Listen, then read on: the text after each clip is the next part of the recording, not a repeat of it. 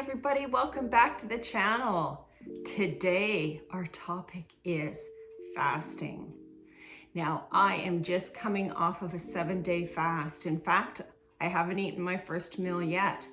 Why do I do this? Simple. 3 years ago, even before that, I had seen very close to me people that were battling, had a battle with cancer, and ultimately most of them didn't make it. That, when you see that up close, it changes you to a point where I thought about my kids and my family and husband having to help me through a process like that. And it also scares you. If you see someone who has had to go through chemotherapy, it scares the crap out of you. Quite honestly, just the medications and side effects and the poison that you sit with your loved ones and see that going into their body, it changes you. So I went on a hunt for how I could help myself and ultimately help my family to not get a cancer. And just as a coincidence, a good friend of mine had told me about the obesity code, and more on a diet nutrition side of things. But what I uncovered, it is chock-a-block full of information, studies, and everything is backed up by evidence, medical evidence, that fasting helps your body and that we are inundated and we have been hoodwinked into eating as much as we do. And I am no better than anybody else. Listen, I love to cook and I love to eat, but that really became a byproduct of fasting. Fasting is so healthy for you. And in this day of a pandemic, your immunity health means everything, right? The vaccine, my God, I'm probably waiting another 6 months for the vaccine. What can I do today? You can do a fast.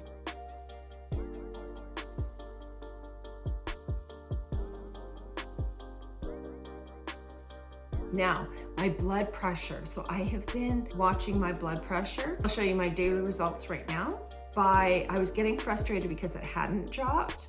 And then finally, oh my God, it dropped into the 140s. I was so happy. And guess what this morning? 126/90. I'm so happy. Ketones are measured through my urine. Midday, I would do a ketone test, and these are the results.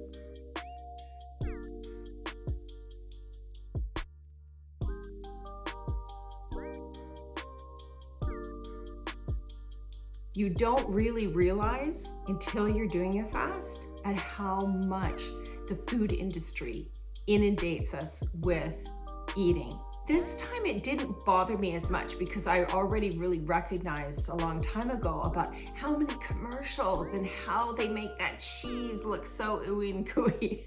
But you kind of just are like in this trance in a commercial. It's like, you know, it is amazing at the marketing of food companies.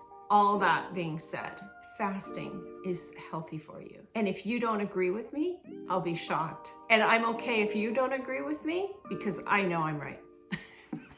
Weight loss. Weight loss is a side effect of a fast. If you don't eat for 7 days, there's gonna be weight loss. Well, guess what? I teased on Instagram. I didn't give the actual amount. And 7 days, you would think 7 days, probably 7 pounds would be pretty good, right? Because your body is using ketones and it's so efficient in that clean fuel that it's using, and ketones are stored in your fats. So it's forced to use the body fat to do that. And drum roll, please, 14 pounds. What? 14 pounds. I think that is the most I've ever lost on a fast. That's amazing and great, and probably a third of that, if not more, is water weight that I will probably get back on, even though I've been eating salt and I've been trying to retain my water. 14 pounds, by the way, looks like this. That's right, 10 pounds of potatoes, my 3-pound bag of sweet potatoes, and butter. Can you believe that? Like, that's what I lost in a week. And when I actually picked that up from my pantry and the butter out of the fridge, and I picked it up and I kind of just got a handle on it, it's like, oh my God, that's a lot. So yeah, I'm kind of relieved that I've taken that off of my body. An important note and huge advantage regarding fasting for weight loss is that your body weight baseline is reset. As referenced in the Obesity Code and numerous medical studies, it appears that your body has a baseline weight memory, especially after and during a calorie-restricted diet. Not only do you gradually put on the weight, but usually a little bit more. This is not the same when you lose weight during a fast. Okay, now I'll tell you the dirt. So there was 2 pieces of dirt that I had on this fast that I was mad about. One, I was cold all the time. I was cold, I was chilled. That was a bit of a pain. The other pain that I had during this fast was sleep. Now, I had really good sleeps for 6 hours. I was able to easily stay up until 11 o'clock at night, easily. And even when I went to bed, I'd have to probably read for 20 minutes, a half an hour. I would get a good 5 to 6 hours deep, like nothing. And then at 5:30, 5:15, boom, I'd be up. 5 is a little too early. I think my system was so efficient and effective in all of its functions during this fast. It knew all I needed was 6 hours and it was up and ready to go. The dawn effect affects everyone. Between 5 and 8 o'clock in the morning, your body naturally lets off glucose and a bunch of different hormones that it allowed the human species to get up and going and start foraging and looking for food. I believe I read ultimately that's what it was for, is to get up and at it, not to be too groggy and give you a surge of energy. Well, it was really working on me at 5 in the morning, let me tell you. But I mean, I don't know that I can say that's a huge negative.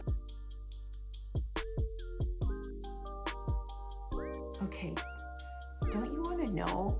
Aren't you curious? Because I certainly was. And I even have in my Google search, in my Google search history from a few years ago, what happens to bowels? Yay, the moment I get to use the poo emoji on my YouTube. I'm such a child. Yeah, what happens to poop? Are you curious? I was so curious about people that fasted for especially a 7-day, a 5-day. So yes, you do poop. You usually go one time, and I did go one time on day 3. It's different than what you're used to, but it is almost this byproduct of whatever, I don't know, the steak that I had in 1984. I don't know where this stuff is coming from, but it is listen, I don't necessarily look any other time, but you do look when you're fasting because you're curious about what is this stuff and it is odd, let me just say that. And if you want to, if you're really curious, then you too go on Google and search it and click on images maybe. I just had to go into toilet humor. I hope this has been inspiring, educational. I hope you had a laugh with me, poo emoji. I hope you will give it a try. I hope you will at least start researching it because like I said, ultimately I'm gonna do what I can to get my immunity up so I don't get COVID and that I don't get any serious illnesses. And it's all the power we have, right? Okay, everybody, see you next week.